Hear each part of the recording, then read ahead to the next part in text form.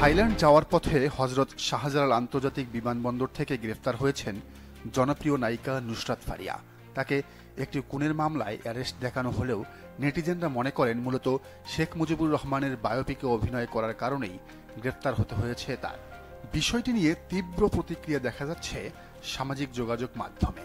কেউ নুসরাত ফারিয়ার পক্ষে বলছেন, কেউ বা বিপক্ষে।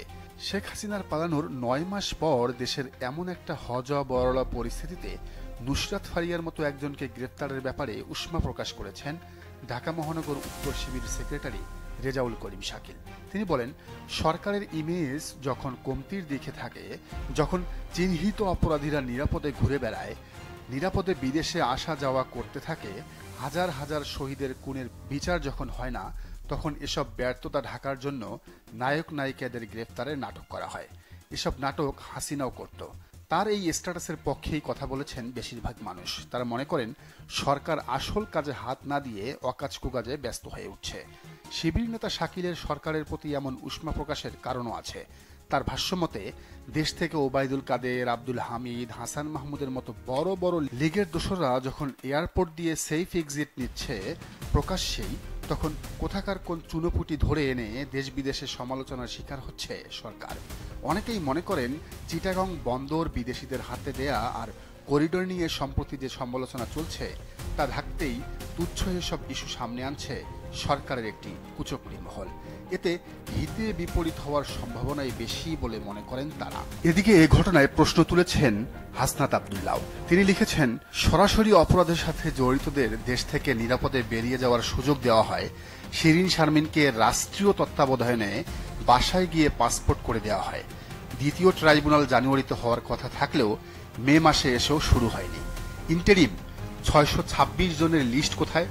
৬২৬ জনকে নিরাপদে বের করে দিয়ে এখন নুসরাত ফারিয়াকে মতা মামলায় গ্রেফতার করে বোঝাতে চাচ্ছেন আপনারা খুব বিচার করছেন।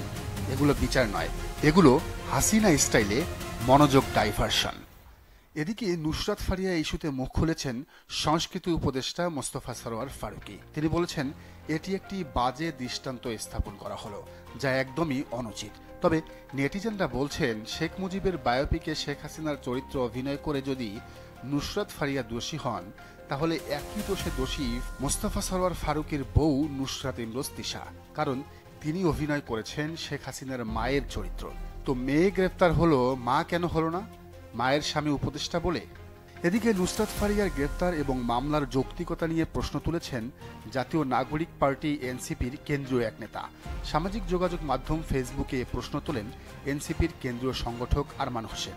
তিনি দলটির শৃঙ্খলা কমিটিরও সদস্য। ফেসবুকে তিনি লিখেছেন, নায়িকা নুসরাত ফারিয়াকে গ্রেফতার করার আদৌ কোনো যৌক্তিকতা আছে? সে কিভাবে হত্যাচেষ্টার সঙ্গে সংশ্লিষ্ট থাকে? বিটিভির জন্য তারকাদের মায়াকান্নার সমাবেশও নুসরাত ফারিয়া ছিলেন না। এরকম অযৌক্তিক মামলার ভিত্তিতে নুসরাতকে গ্রেফতার করা পুরো বিচার প্রক্রিয়াকেই প্রশ্নবিদ্ধ করবে। তার সেই পোস্টে মিশ্র প্রতিক্রিয়া জানিয়েছেন নেটিজেনরা। আরহাম উদ্দিন তালুকদার নামে একজন লিখেছেন, আপনার কথায় ভাই দেশে আইন চলে না। কাকে গ্রেফতার করতে হবে সেটা দেশের আইন বুঝবে। অবশ্যই তার বিরুদ্ধে সুনির্দিষ্ট অভিযোগ পেয়েছে বলেই গ্রেফতার করেছে। তাকে গ্রেফতার ঠিক হয়নি এটা আপনি বলার কে? দেশের আইন আদালত বুঝবে সেটা। দেশের আইনের উপর শ্রদ্ধাশীল হওয়া উচিত আপনার। মনোয়ারে আলম নির্ঝর নামের একজন লিখেছেন, নুসরাত ফারিয়ার চেয়েও মনে হয় সোহানা সাবা, মেহের আফরোজ শাওন বেশি ক্ষতিকর ছিল। মামলাও ছিল, সরাসরি জুলাই আগস্টে খুনের পক্ষে ছিল।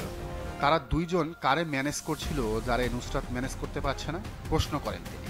নুসরাত ফারিয়া জুলাইয়ে পক্ষে বিপক্ষে না থাকলেও ৭ আগস্ট একটি ছবি পোস্ট করে শেখ হাসিনার পতনের জন্য উচ্ছ্বাস প্রকাশ করেছিলেন। দর্শক, শিবির নেতা শাকিলের মতো আপনিও কি মনে করেন সরকার কাদের, হামিদ, হাসান মাহমুদের মতো আসল অপরাধীদের সেফ এক্সিট দিয়ে চুলোপুটিদের গ্রেফতার করে সময় নষ্ট করছে, নাকি সরকার সঠিক পথেই হাঁটছে? জানান মন্তব্যের ঘরে। আর এই চ্যানেলে নতুন হলেও রাজনীতি নিত্য নতুন তথ্য বিশ্লেষণ পেতে চ্যানেলটি সাবস্ক্রাইব করে বেল আইকনটি বাজিয়ে দিন।